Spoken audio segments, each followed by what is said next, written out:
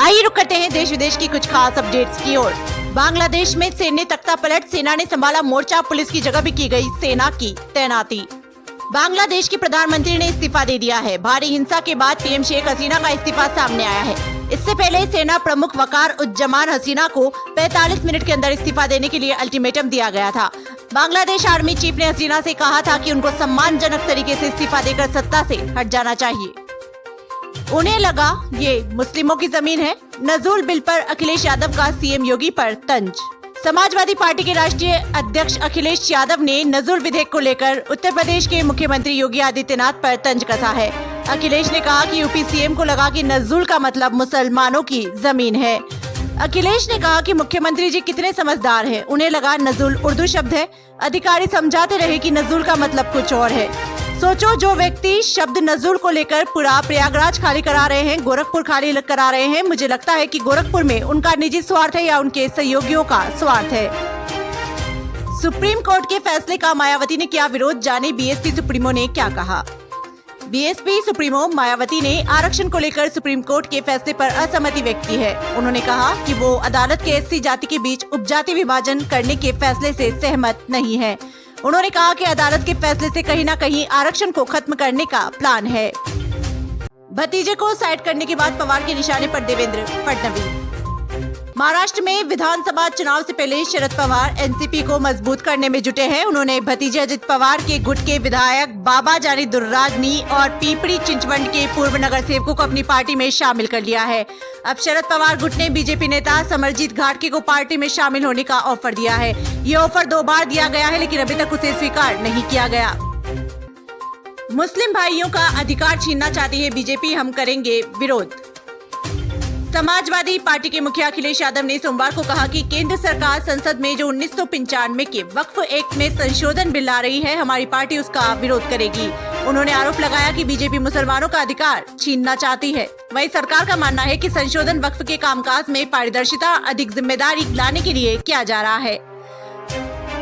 दुनिया भर के शेयर मार्केट में मच रहा है बवाल। दुनिया भर के शेयर बाजार में देखी जा रही है गिरावट। भारत में भी शेयर मार्केट में भारी गिरावट देखने को मिली। सोमवार को बाजार खुलते ही सेंसेक्स और निफ्टी धड़ाम से गिर गए। जापान में 7.3%, ताइवान में 7.7% और साउथ कोरिया में 6.6% की गिरावट देखी गई। घर पर गर्भपात को मजबूर हो रही हैं अमेरिकन महिलाएं। अमेरिका में उन महिलाओं की संख्या खासा बढ़ रही है जो खुद ही गर्भपात कर रही हैं, जड़ी बूटियां खाकर, शराब या नशे की दवाई लेकर। यहाँ तक कि पेट पर चोट पहुंचाकर भी अबॉर्शन की कोशिश की जाने लगी है।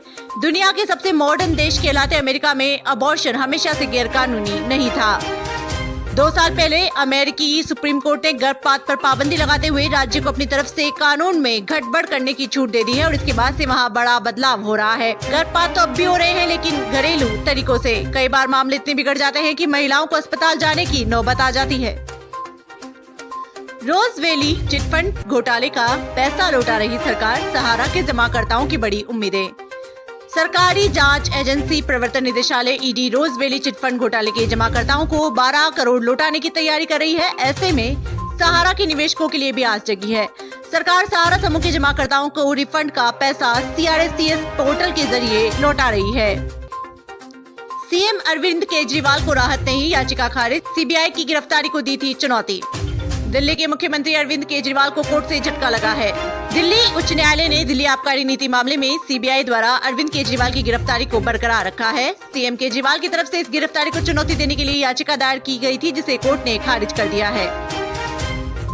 मोदी की गारंटी या उनके चेहरे पर ना लड़ा जाए चुनाव, आरएसएस की बीजेपी को सलाह। राष्ट्रीय स्वयंसेवक संघ महाराष्ट्र में बीजेपी के लिए सत्ता में बने रहना इतना जरूरी है कि उसने खुद अक्टूबर में होने वाले विधानसभा चुनाव की तैयारियों की कमान संभाल ली है।